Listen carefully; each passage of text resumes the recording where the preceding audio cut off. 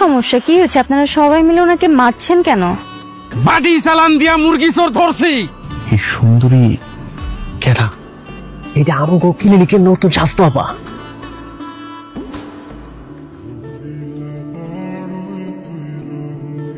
সুন্দর আছে। চোর কি চোর না এটার প্রমাণ পেয়েছেন কোনো? আর যদি চুরি করেই থাকে তাহলে থানায় দেন। সামান্য একটা মুরগি চোরের জন্য আবার থানা পুলিশ? তাতে কি আমাদের গ্রামের মান সম্মান থাকে? আমি তো চুরি করিনি, আমি তো চোর না। আর আপনারা এখন যেটা করছেন, একটা মানুষকে মারছেন, একসাথে জড়ো হয়ে বিশৃঙ্খলা সৃষ্টি করছেন, এটাতে মান সম্মান যাচ্ছে না? হ্যাঁ ঠিকই তো, আপা তো ঠিকই কইছে। আমরা সবাই মিলে থানায় যাবো, ঠিক আছে আপা? ধন্যবাদ। আচ্ছা, আপনারা সবাই যেহেতু এখানে আছেন, আপনাদের সাথে আমার গুরুত্বপূর্ণ কিছু কথা আছে। হ্যাঁ কন না, আমি মনোযোগ দিয়ে শুনতেছি। কোন কোন? আমাদের দেশে নতুন একটা ভাইরাস এসেছে, যেটাতে গ্রামগঞ্জের মানুষ বেশি আক্রান্ত হচ্ছে। ভাইরাসটার নাম হচ্ছে টেনা ভাইরাস। করোনা ভাইরাসের মতো নাকি? হ্যাঁ, অনেকটা ওরকমই। এবং এই ভাইরাসে যারা কৃষক, মাঠে ঘাটে রোদে পুড়ে বৃষ্টিতে ভিজে কাজ করে, যারা নদীতে জেলেরা মাছ ধরে, তাদেরকে বেশি আক্রমণ করছে। তো আমাদেরকে কি করতে হবে? আমাদেরকে সতর্ক হতে হবে। আর এই সতর্ক হতে হলে আমাদেরকে ভ্যাকসিন নিতে হবে। আর এই ভ্যাকসিনের ব্যবস্থা সরকার থেকে ফ্রিতে করেছে। নিয়ে আইছেন নাকি? চল নেন, আমরা দিয়ে শুরু করেন। না না, আমি এখন ভ্যাকসিন সাথে আনি নাই। আপনারা সবাই মিলে স্বাস্থ্য কমপ্লেক্সে যাবেন। সুতরাং সবাই মিলে স্বাস্থ্য কমপ্লেক্সে এসে অবশ্যই ভ্যাকসিন নিয়ে যাবেন। আর তার সাথে আরেকটা কথা, আপনারা যে মাঠে ঘাটে কাজ করতে যান, বাড়িতে ফিরে অবশ্যই হাত পা ভালোভাবে পরিষ্কার করবেন। বুঝতে পেরেছেন? ঠিক আছে, আপনি যেমনি গেছেন হেমনি সবকিছু পালন করবো। ঠিক আছে, আপনারা সবাই থাকেন, আমি আসি। ও আপা, আপনার হাসিটা কিন্তু অনেক সুন্দর। হ্যাঁ হ্যাঁ আপা, বলেন কি? আপনার 5টা বাচ্চা, কেমনে কি? এই জন্যই তো আপনার কাছে আসা। এখন চিন্তায় আছি, না জানি 6 নম্বর বাচ্চা কোন সময় পেটে এসে যায়। আল্লাহ, আপনার স্বামী কি কোনো জন্ম নিয়ন্ত্রণ পদ্ধতি ব্যবহার করে না? না। আচ্ছা আপু, আপনি কোনো চিন্তা করেন না, আমাদের কাছে একটা নতুন টিকা আসছে।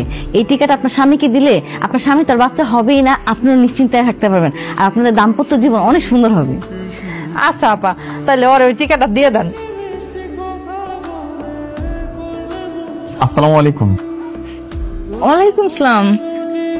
টেনা ভাইরাসের টিকাটা নিতে আসছি। বুঝছি, রেডি করে রেখে দিয়ে যায় না, পাগল ছাগল। একটু একটু এইদিকে দিতে হবে। হ্যাঁ, লাগে না, লাগার কথাও না, এটা পিঁপড়ের কামড়। শুনে আপনারা চলে আসছেন? জি।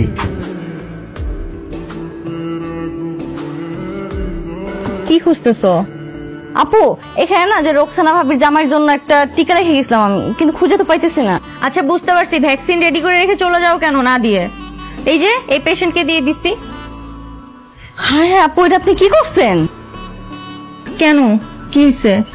এটা তো ভাইয়ের জন্য আমি জন্ম নিরোধক যে টিকা, সেই টিকাই না রাখছিলাম এখানে। জন্ম নিরোধক টিকা, ভ্যাকসিন মানে কি? মানে কি আবার?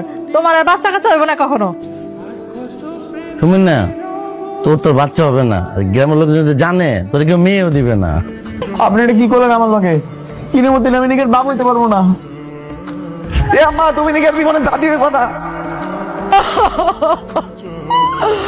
এই কি সর্বনাশ হইল গো আমার পোলাটার গো।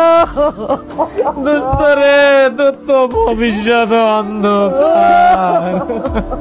আমার বাবার কি হইল গো? আপনি কি কাণ্ডটা ঘটাইলেন? সুমনের জীবনটারে ধ্বংস করে দিলেন। আরে কোটি টাকা দিলেও তো এই ভর্তুকি পুরোটা আমার মতো না। কি শুরু করছেন আপনারা? কি হইছে?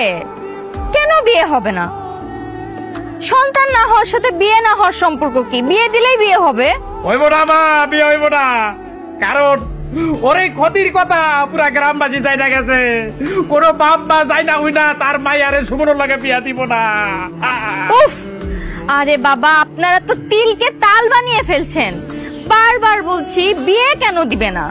বিয়ে দেওয়ার সাথে তো এর কোনো সম্পর্কই নেই। আর যে কোনো কিছু সমস্যার সমাধান তো আছে, আপনার একটু ধৈর্য ধরেন। সমাধান? কি সমাধান? আমি তো জানি এটার আর কোনো সমাধান নাই। আপনি এইভাবে করে আমার জীবনের 12টা বাজে দিলেন। আমার জীবন থেকে এই আব্বা আব্বার ডাক শোনার অধিকারটা কাইরা নিলেন। আপনি চুপ থাকেন, অশিক্ষিতর মতো কথা বলেন না।